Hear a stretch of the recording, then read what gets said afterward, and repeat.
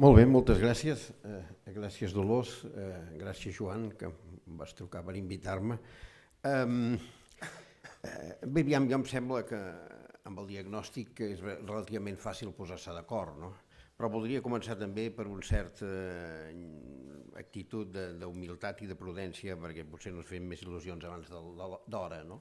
Quan la crisi va esclatar el 2008 i era manifest que era una crisi no conjuntural sinó sistèmica del capitalisme, l'esquerra a Europa ni era ni se l'esperava.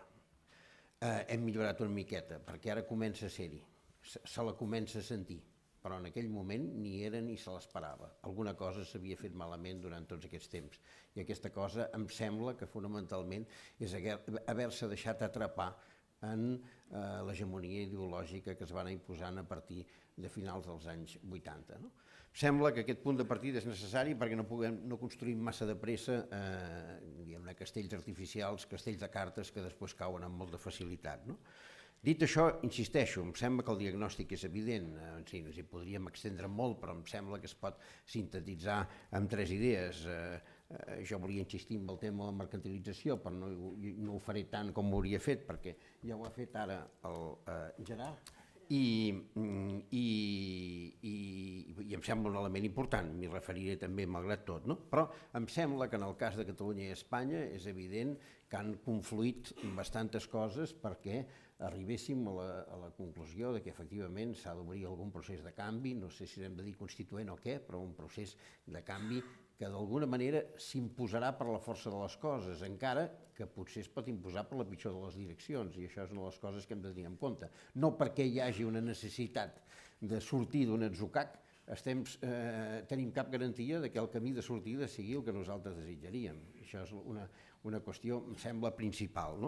Què és el que ha confluït? Han confluït, doncs, dues coses principalment.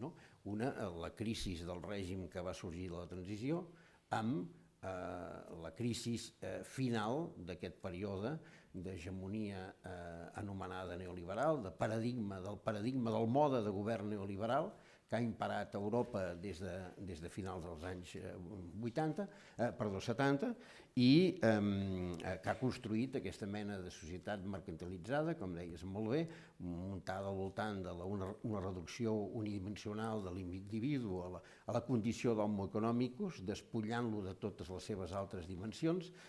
Deia algú que quan l'homo economicus entra en una sala, l'homo moral surt per l'altra porta. Doncs em sembla que és bastant expressiu. I quina és la conseqüència, al meu entendre, les dues conseqüències principals d'una societat en la que tot té un preu, en la que tot es pot comprar, que és la característica de la societat en la que estem. Tot és susceptible de ser comprat. Quina és la conseqüència? Doncs fonamentalment són dos, la desigualtat i la corrupció. Perquè si tot es pot comprar, evidentment la distància entre el que pot comprar i el que no té per comprar creix imparablement, i perquè si tot es pot comprar, tot és susceptible de ser comprat, per tant també la política, entre altres moltíssimes coses.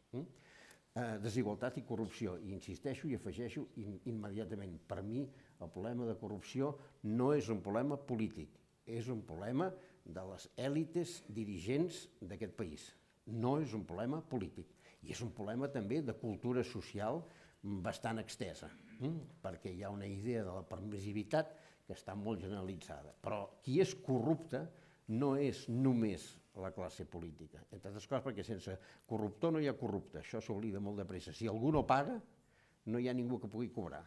Però, a més d'això, la crisi és de les èlits dirigents en general, no només de la classe política. I em sembla que no ho hem d'oblidar fàcilment. Però, per tant, aquesta mercantilització de la societat, d'aquesta societat dominada per la idea de l'home reduït, la famosa frase de la senyora Thatcher, la societat no existeix, només existeixen els individus, i quin és el criteri d'aquest individu? El seu estricte interès personal és una societat que evidentment desocialitza, descomunitaritza una cultura que ens converteix en una suma agregada de ciutadans als que se'ls pot vendre qualsevol moto, incloïda del capitalisme popular, que, com recordareu, es va estendre molt poderosament a l'època de la senyora Thatcher, i que fa coses extraordinàries, com que, per exemple, tots us haureu trobat.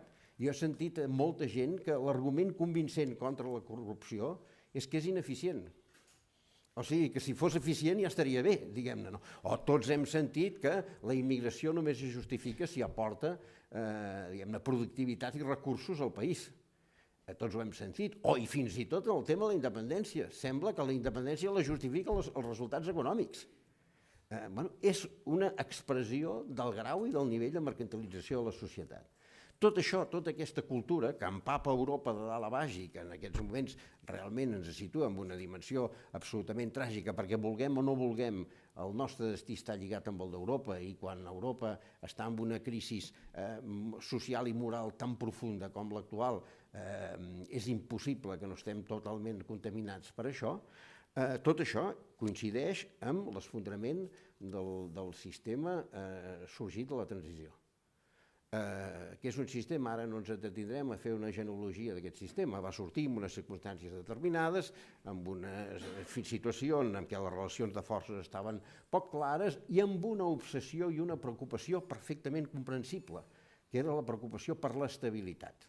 Un país que no havia tingut mai democràcia més de 7 o 8 anys seguits, és obvi que és natural que l'estabilitat del sistema democràtic fos una de les grans preocupacions.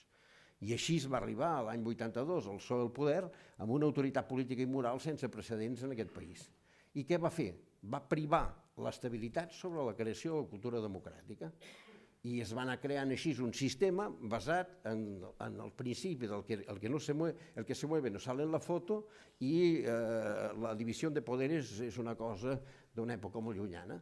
I això és la cultura de majories absolutes, i això és aquest sistema dual tancat de partits que ha funcionat tant a Catalunya i a Espanya, PP-PSOE, CiU-PSC.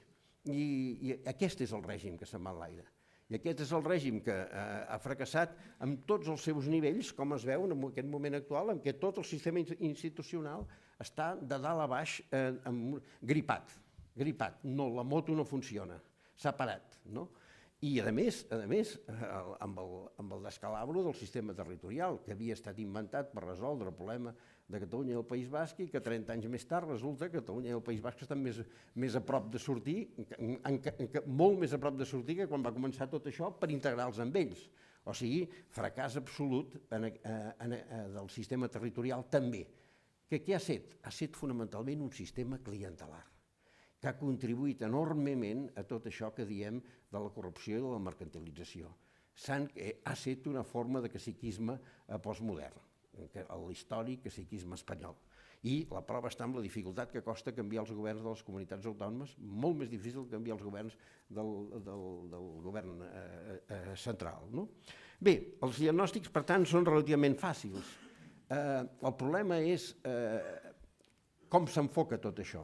I com s'evita, a mi m'ha semblat molt interessant que fessis referència a la Marine Le Pen, perquè és una de les opcions possibles, és a dir, és una de les possibles vies de sortida possibles d'aquesta crisi, i no ho podem oblidar. Per què? Entre altres coses, doncs perquè el primer que s'ha de reconèixer és la recomposició social, la recomposició del sistema social i la detectació dels possibles agents i subjectes de canvi del moment present. Perquè si no recuperem aquesta percepció, doncs podem tenir sorpreses i podem tenir dificultats grosses. En aquest moment s'ha generat una espècie d'imatge dels polítics com polítics inexistents. Per què? Perquè el poder està en un altre cantó. I, per tant, és absolutament necessari ser conscient d'aquesta dimensió. La Unió Europea ha construït un sistema atrapat amb unes regles del joc de les que és una trampa pels propis polítics. És molt difícil sortir-ne. Ha millorat la situació respecte al moment en què l'esquerra ens vam donar compte que hi havia una crisi del capitalisme, l'esquerra no hi era ni s'hi esperava. Ha millorat en un cert sentit. Ha millorat primer perquè, malgrat que la por és molt forta i pesa molt, i això no n'hi ha cap mena de dubte, en unes societats que tenen por justificada perquè havien adquirit uns nivells de benestar molt considerables, malgrat que la por hi és i segueix existint, la injustícia flagrant, l'evidència de la injustícia flagrant ha provocat reaccions impensables fa 10 o 15 anys. perquè tothom li semblava, perquè el mite de l'abundància ho ocultava tot i perquè l'utopia de la invisibilitat s'havia fet possible, l'utopia de la invisibilitat del que no va bé, de la invisibilitat dels perdedors. Hem millorat amb una altra cosa, la recuperació de la política, i això se'ls ha d'agrair als moviments socials. Fixeu-vos que de seguida aquest tipus de moviments han corregut a ser assenyalats com a antipolítics. Per què? Perquè el sistema de partits polítics tancats els ha vist com una amenaça i no vol cedir el seu oligopoli. Reacció són antipolítics. No, antipolític és tancar l'espai de la política. Demanar presència en l'espai de la política, això no és antipolítica, és tot el contrari, és política, política de veritat. Per tant, en aquest sentit, s'ha guanyat espai i s'ha guanyat terreny. I tercer, perquè sí, creix una certa voluntat subjectiva de la ciutadania, amb molta por, perquè l'eficàcia del sistema, i des del punt de vista ideològic, del paradigma dominant de governança neoliberal, ha estat molt gran. Una anècdota molt petita, no m'agrada explicar anècdotes, però a vegades són il·lustratives. Un dia vaig fer un article, cosa rara en aquest país, que em ficava amb el senyor Botín. I estava creuant el Passeig de Gràcia i se m'acosta una senyora de mitjana edat que segur que no era extremista de res, una persona amb tot l'aspecte d'una persona normal i corrent. I em diu, escolti, per què es fica amb el senyor Botín? No es dona compte que si a ell li va malament també ens irà malament a nosaltres? És una anècdota, però em sembla extremadament expressiva del clima, la impregnació ideològica sobre la societat. Per tant, és evident que la reacció és necessària i que no pot ser una simple reacció de manual. És una reacció que requereix una relectura de moltes coses, requereix una revisió de molts conceptes i moltes categories sobre les que hem treballat i requereix sobretot una reaproximació a la societat, llegir la societat d'una manera diferent del que hem estat fins ara, perquè jo estic d'acord amb l'Ignasi en assenyalar la importància del progrés i perquè el progrés i l'esquerra van junts i l'esquerra no es pot desentendre mai del progrés. Però, hem de recordar una cosa, progrés tecnològic n'hi ha, progrés moral possiblement no n'hi ha, però progrés jurídic sí. I si no som capaços que el progrés tecnològic vagi acompanyat de progrés jurídic, fracassarem absolutament, perquè els instruments tecnològics seran utilitzats no a favor, sinó contra nosaltres. I em sembla que aquesta és una qüestió important.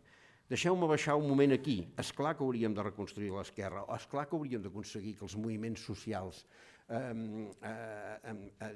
s'incorporin, influeixin, incideixin sobre l'esquerra i que els partits polítics i els partits polítics existents i els que puguin existir facin la transformació de la indignació en política.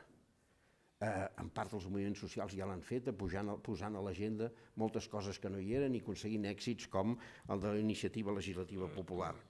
Però no sembla fàcil en aquest moment, perquè la fragmentació i l'afluixament de l'esquerra sortida després del tripartit és molt gran.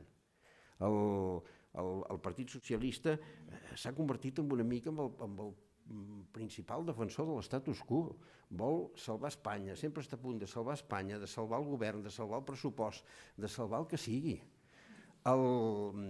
Esquerra Republicana, l'independentisme sempre acaba tapant la dimensió d'esquerres. Algú passa.